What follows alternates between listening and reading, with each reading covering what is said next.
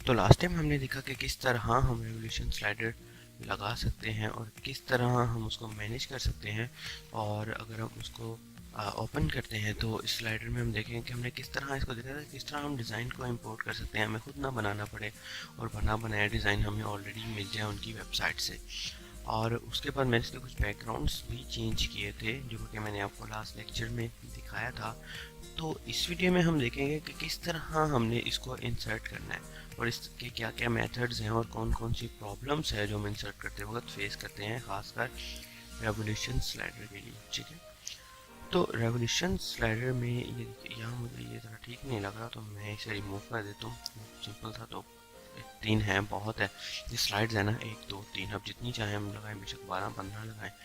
ये मैं इसको सेव करता हूँ और ये मैं साइड पर जाता हूँ, इसको ओपन कर लेते हैं। बेसिकली रेवोल्यूशन स्लाइडर जो है वो एक फुल पेज स्लाइडर है और हम इसको फुल पेज ही थीम्स में यूज़ करें तो बेहतर होता है। अब होगा यूँ कि हम अगर स्लाइडर को यहाँ इंसर्ट करते हैं तो एक तो तरीका ये है कि ये फुल पेज पर शो हो जाए, ठीक है। दूसरा तरीका ये है कि साइड बार को स्किप करके दरमियान में आ जाए। तो अब हम स्लाइडर को पकड़ते हैं और स्लाइडर को शो करने के, स्लाइडर को इंसर्ट करने के 2 तरीके हैं। एक तो PHP का शॉर्ट कोड होता है वो, दूसरा शॉर्ट कोड होता है जो कि इसका वर्डप्रेस का अपना शॉर्ट कोड होता है जो हमने खुद बनाया होता है या प्लगइन डेवलपर ने बनाया होता है। मैं ये शॉर्ट कोड जो है कॉपी करता हूँ और उसके बाद मैं यहाँ से अपने पेजेस में जाता हूँ। नेक्स्ट टैब में खोल लेते हैं पेजेस, ठीक है, ताकि वो भी ओपन रहे और वो भी ओपन रहे। जैसे ये कभी कभी इसका ड्रॉबैक भी है, नेक्स्ट टैब में खोलना है होगा चीज़ का, ठीक है, ये बताएंगे मैं नेक्स्ट लेक्चर में। तो यहाँ से मैं होम पेज पर जाता हूँ और यहाँ मैं कोड को इंसर्ट कर देता हूँ। शॉर्ट कोड जो है हमारे, इसको इंसर्ट कर देता हूँ। यहाँ शॉर्ट कोड इंसर्ट करने के भी जो नया वर्डप्रेस अपडेट है इसमें भी 2 तरीके हैं। तो यह है कि मैं शॉर्ट कोड का यहाँ ब्लॉक बनाऊँ, उसको यहाँ इंसर्ट कर दूँ। दूसरा डायरेक्ट कोड इंसर्ट कर दूँ, डायरेक्ट कोड इंसर्ट कर दूँ। आई थिंक सो ये भी चलना चाहिए। शॉर्ट कोड बनाने वाला ज़रा बॉक्स बनाने वाला ज़्यादा बेहतर होता है। तो एनीवेज मैं इसको अपडेट कर दिया है। तो देखते हैं यहाँ से अब अपडेट हो जाता है तो क्या अपडेट आई है। मैं रिफ्रेश किया पेज को, अब यहाँ मसलन एक स्लाइडर शो होना चाहिए। ये शो हो गया, वो देखिए ये बॉक्स शो हो रहा था लेकिन वो फुल पेज हो गया। उसकी वजह क्या है, हमने पीछे से स्लाइडर को फुल पेज ही सिलेक्ट किया हुआ है। यहाँ एक तो तरीका ये है कि हम स्लाइडर को छोटा कर लें, ठीक है।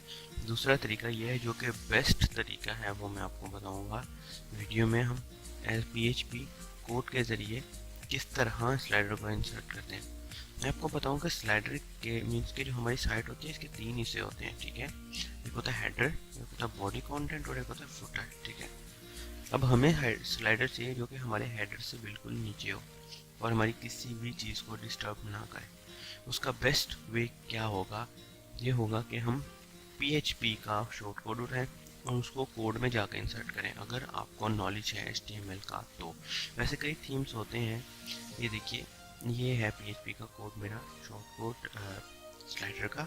इसको मैंने यहाँ से किया कॉपी और मैं अब इसको एडिटर में जाकर पेस्ट कर दूंगा, ठीक है। लेकिन ये खास पोजीशन होती है जहाँ हमने पेस्ट करना होता है। बेसिकली कई थीम्स होते हैं, कई मैनेजमेंट्स होती हैं जिसको हमने देखना होता है। अगर आपको PHP का या HTML CSS का आइडिया है तो ये काम ज़रा आपके लिए आसान है, वरना थोड़ा आपके लिए थोड़ा नहीं काफ़ी प्रॉब्लम हो सकता है। क्योंकि वर्डप्रेस में ऐसा होता है कि आपने कोई भी चीज़ छोटी सी भी रिमूव कर दी तो आपका वर्डप्रेस चलना बंद हो जाएगा, आपकी साइट चलनी बंद हो जाएगी। तो लिहाजा इन चीज़ों का ख्याल रखिए। मिलते हैं नेक्स्ट वीडियो में कि किस तरह हमने स्लाइडर की इस प्रॉब्लम को सॉल्व करना है। तो thank you so much for watching. Subscribe करें, अगर कोई क्वेश्चन है तो बताएं। अपना ख्याल रखिएगा। अल्लाह हाफिज़।